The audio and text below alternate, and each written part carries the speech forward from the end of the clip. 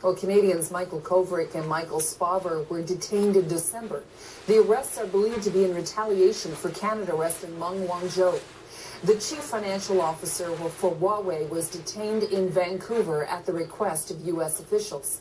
Meng has since been granted bail and is now awaiting court proceedings in Canada that will decide whether she is extradited to the United States. Jeremy Kinsman is a former Canadian diplomat to the UN, European Union, and Russia, and he joins me now from Victoria. Jeremy, how effective do you think this delegation will be in getting Spavor and Kovrig released? Well, I don't think they'll do that, Carol, but I think it's a good thing that they came and they talked about the big project of better relations with China and that they had the frank discussion. But they're not talking to the right people, and they themselves, they're terrific, I'm sure, but they're not the right people to solve this.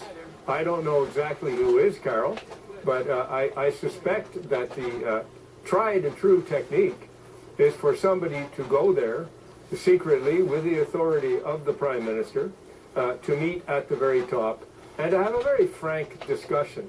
No threats, an explanation of what went on. Perhaps things weren't done perfectly on either side, but that the current situation should be unacceptable to both countries. After all, it ought to be in China's interest that we're able to diversify more of our economic relations toward our second biggest trading partner, which is China. And frankly, they're doubling down. You know, their retaliation philosophy, hit harder, has really kind of screwed things up. Now, mind you, the real solution is going to be found between the United States and China. They've got to get a trade deal. And if they do get that trade deal, if it is true, and I believe it is, that her arrest warrant was to put pressure on the Chinese, if they get that, then perhaps the United States won't proceed with their extradition request. But in the meantime, we're sort of hung in the balance, if I can put it that way. What do we do? Well, what do we do? What does roadkill do when it's roadkill? We got squeezed here. We got whacked, okay?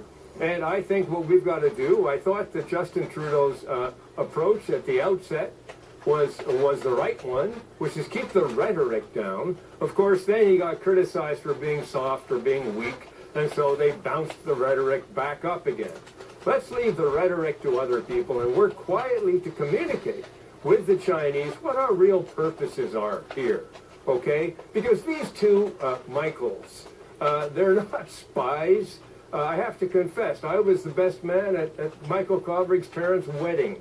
Michael Kovrig is not a spy. He works for the International Crisis Group, which is not in any way, as some of the alternative news sources put it, tied to the CIA.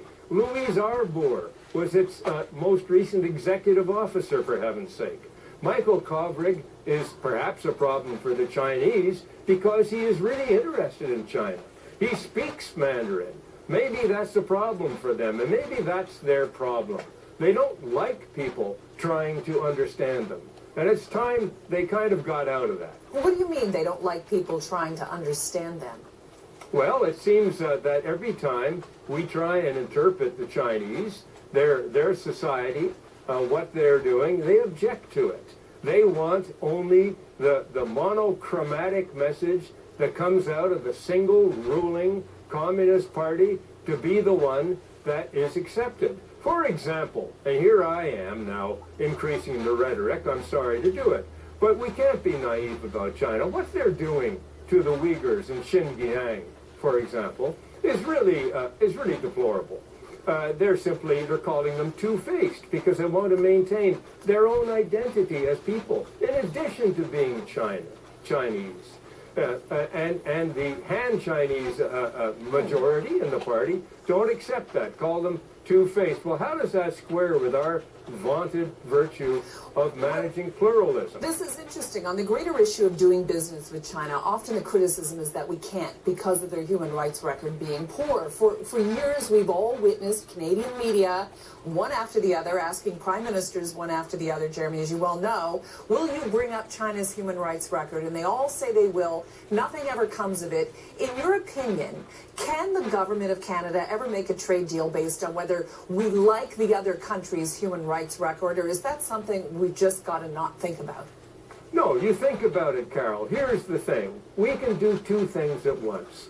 We can seek a strategic relationship, an economic relationship, with what is now increasingly the world's biggest economy, absolutely, in our own self-interest, and at the same time, we can have candid, non-hypocritical discussions of fundamental human rights, things that are embedded in covenants, which the Chinese have signed, they haven't ratified them, you know, the right for human rights defense, for example. But we don't preach to them. Justin Trudeau made a big mistake going over there to talk about our trade agreement and trying to slam into it stuff on gender equality. You know, that is just going too far. I once asked Jean Charest, when he was Premier of Quebec, I was meeting him, I was an ambassador to Europe the day before he went, and I asked him that question, are you going to raise human rights? And he said, Jeremy, he said, you know, in Quebec, we're what? We're 8 million people. In China, there are 1.35 billion people. And I'm going to tell them about their human rights? I don't think so. But then, how does Canada, you know, with our less population size and where we are in the world, how do we make the point that we are not a vassal state of the United States, a vassal of the United States? Well, I think the best way we make the point is not, you know, falling prey to politically motivated requests for extradition, I would say, in the first place. But in the second place, by showing that we want that relationship with China.